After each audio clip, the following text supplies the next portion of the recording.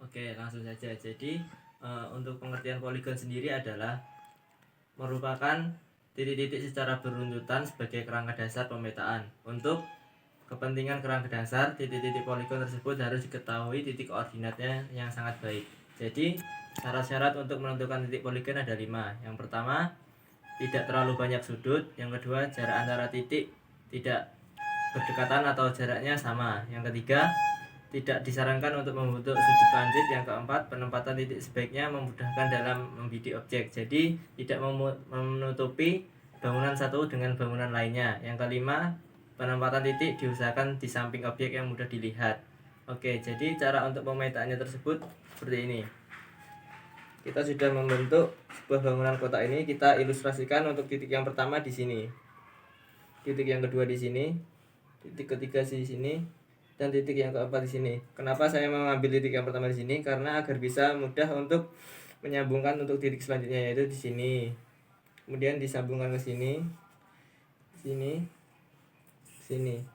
Untuk sudut yang dicari pertama kali dalam pemetaan adalah sudut azimut. Jadi untuk mencari sudut azimut yang pertama kita arahkan ke utara, kemudian kita cari sudut selanjutnya yaitu arahkan utara memakai kompas ke sudut titik selanjutnya seperti ini. Setelah diketahui sudutnya, kemudian kita lanjutkan untuk membentuk sudut 360 derajat. Kemudian sudut 360 derajat dikurangi dengan sudut yang di sini. Ketemulah sudut azimut. Kemudian di dalam titik yang di sini kita bisa mencari sudut dalam, sudut luar, dan pengipasan. Contoh pengipasan seperti ini. Tujuan dari pengipasan sendiri adalah mengetahui seperti denah-denah bangunan yang ada di sekitar, seperti kayak bangunan di sini, kemudian nanti ada bangunan di sini, kita bisa mengipasnya juga di sini ada bangunan di sini, kita juga bisa mengipasnya di sini dan di sini. Jadi tujuan dari pengipasan adalah mengetahui keadaan bangunan di sekitar. Alat yang dipakai untuk menentukan titik pada poligon ini adalah teodolit. Teodolit sendiri adalah salah satu alat ukur tanah yang digunakan untuk menentukan tinggi tanah dengan sudut mendatar atau horizontal dan sudut tegak atau vertikal. Berbeda dengan waterpas sendiri yang hanya memiliki sudut mendatar saja. Di dalam teodolit ini, sudut yang dapat dibaca bisa sampai pada satuan second atau detik. Serta alat penunjang lainnya yaitu bak ukur, statif, kompas, rollmeter, dan payung jika dibutuhkan. Data yang diambil sendiri antara lain yaitu besar sudut, derajat atau koordinat titik, beda tinggi dengan mencari benang atas, benang bawah, benang tengah, sudut azimut, sudut luar, dan sudut dalam. Cara mengambil data poligon. Yang pertama yaitu menentukan azimut awal, yang kedua yaitu menentukan sudut dalam, yang ketiga yaitu menentukan jarak antar titik.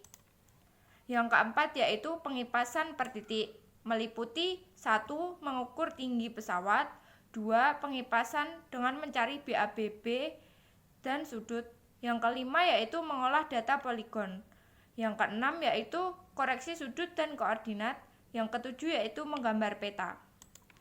Koreksi sudut. Yang pertama yaitu menghitung kesalahan-kesalahan sudut. Yang kedua yaitu menghitung koreksi sudut, selisih sudut, dan banyak titik. Yang ketiga yaitu sudut terkoreksi. Yang keempat yaitu azimut terkoreksi. Koreksi koordinat apsis X. Yang pertama, koreksi apsis X sin A. Yang kedua, menjumlahkan koreksi apsis X. Yang ketiga, hasil penjumlahan apsis. Yang keempat, apsis terkoreksi. Koreksi koordinat Y. Yang pertama, koreksi koordinat Y sin A. Yang kedua, menjumlah koordinat Y. Yang ketiga, hasil pengurangan banyak titik. Yang keempat, koordinat terkoreksi. Terima kasih.